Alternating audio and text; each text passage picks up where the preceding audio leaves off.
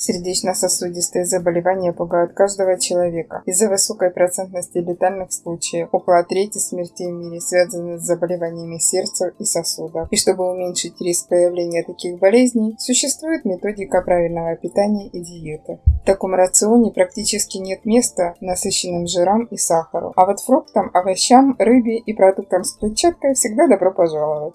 Основной рекомендацией в питании является принцип в правильном питании – это баланс.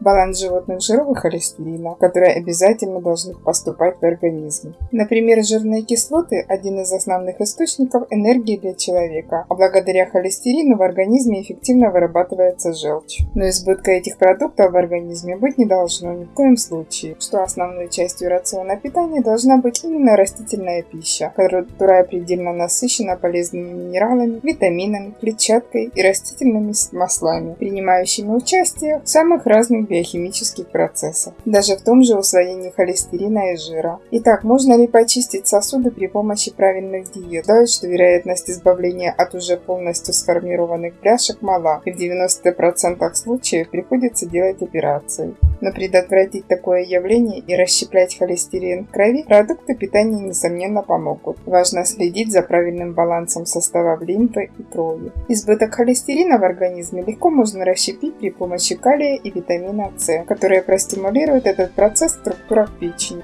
Очистка сосудов будет эффективной только в том случае, если печень быстро и качественно будет фильтровать вашу кровь. Итак, какие же продукты необходимо употреблять для защиты от сердечно-сосудистых заболеваний? Давайте разделим питание на классы, каждый из которых обладает своими полезными продуктами, помогает укреплять сосуды головного мозга, вены и артерии. Сегодня я расскажу вам о продуктах, которые снижают риск инфаркта, инсульта, атеросклероза и тромбоза. И первым в списке идет лосось. В составе лосося находится огромное количество жирной кислоты омега-3, которая существенно снижает риск тромбоза. В этой рыбе находится здоровый и полезный холестерин, помогающий организму вырабатывать желчь для переработки пищи. Рекомендуется хотя бы 2-3 раза в неделю кушать лосось или другую жирную рыбу, такую как тунец или сельдь. Их регулярное потребление снизит риск инфаркта сердца и восстановит качество свертываемости крови. В жирной рыбе находится астаксантин, который играет роль мощного антиоксиданта. Но важно помнить, что лосось нежелательно кушать людям, у которых есть аллергия на морепродукты. Далее идет овсянка, полезный и очень вкусный завтрак, востребованный во всем мире благодаря насыщенности жирными кислотами. Также в ней находится огромное количество клетчатки, что гарантирует нормализацию работы кровеносных сосудов, повышение и эластичность, а также снижение показателей вредного холестерина в крови. Также в овсе всегда содержится растворимый бета-глюканы,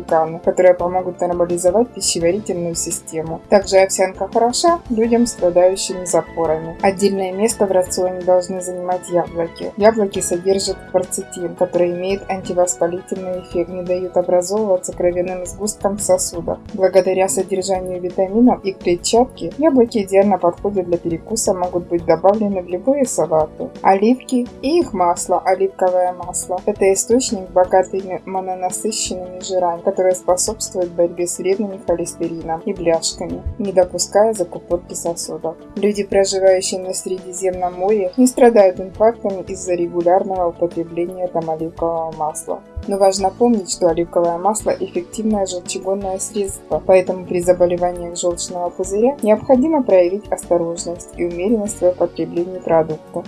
Шпинат чрезвычайно богат клетчаткой, калием, фолатом и лютеином, которые можно получить из других овощей. Если употреблять каждый день 1-2 блюда из овощей, можно уменьшить шанс возникновения заболеваний сердца и сосудов на 20-25%. В овощах содержится витамин Е и кислота, замедляющая старение организма и уменьшающая естественный износ внутренних органов.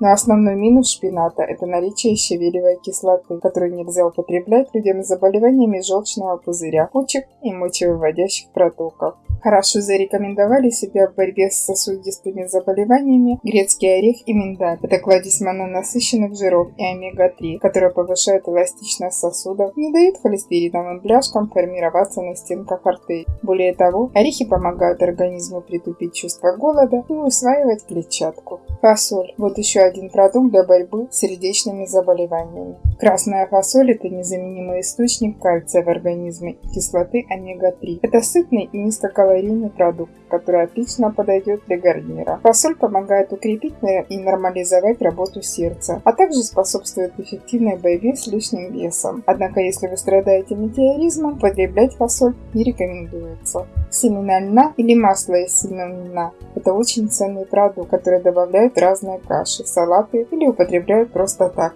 В продукте находится не только омега-3, но и омега-8, которая позитивно влияет на работу сосудов и сердца человека. Но учитывайте, что льняное масло имеет слегка специфический запах и вкус, поэтому важно не переборщить с заправкой своих салатов. Авокадо. Если каждый день добавлять четверть авокадо в свой рацион, можно существенно снизить содержание холестерина в крови. Ферменты этого продукта помогут организму быстро усвоить каротиноиды, важные для работы сердечной мышцы. Хорошо помогают в борьбе с сердечно-сосудистыми заболеваниями ягоды, черники, малины, клубники и другие. Ягоды – это источник антиоксидантов и противовоспалительных веществ, которые помогают справиться с раковыми заболеваниями и патологиями сердца. Помидоры очень богаты на витамины и ликопен. Вместе они снижают риск заболевания сердца и сосудов.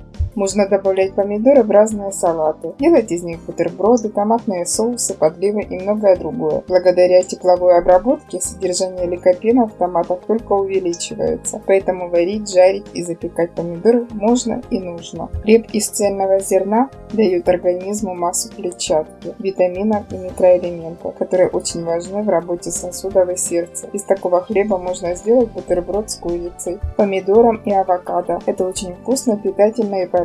Если вы любите макароны, то рекомендуем выбирать именно твердозерновые сорта. Единственным противопоказанием является непереносимость организмом глютена. Красное вино является мощнейшим антиоксидантом, который помогает сердцу и сосудам работать стабильно. Но вино нужно употреблять в разумных дозах и не превращать профилактику заболеваний в алкоголизм. Вино очень полезно для сердечно-сосудистой системы в дозировке не более половины стакана в сутки. Арахисовое масло – один из самых мощных источников магния в природе и отличный помощник для работы сосудов и сердца. В масле находится линоловая кислота, а также две незаменимые кислоты омега-6 и кислота омега-9, которые повышают эластичность стенок сосудов. Кроме того, наличие витаминов, железа, цинка и других полезных элементов делает его по-настоящему уникальным продуктом. Он поможет стабилизировать давление, укрепить сосуды и нормализовать ритм работы сердца. Но важно помнить, что употреблять это масло людям с астмой, подагрой, артритом и артрозом нельзя. Если на регулярной основе добавить в свое питание все вышеперечисленные продукты, то вы можете существенно снизить риск возникновения сердечно-сосудистых заболеваний, оздоровить внутренние органы и защититься от возникновения атеросклерозных бляшек и не бояться столкнуться с инфарктом. Берегите себя и будьте здоровы. Если вам понравилось видео, ставьте лайки, подписывайтесь на канал, не забывайте жать на колокольчик, чтобы получать новые интересные видео.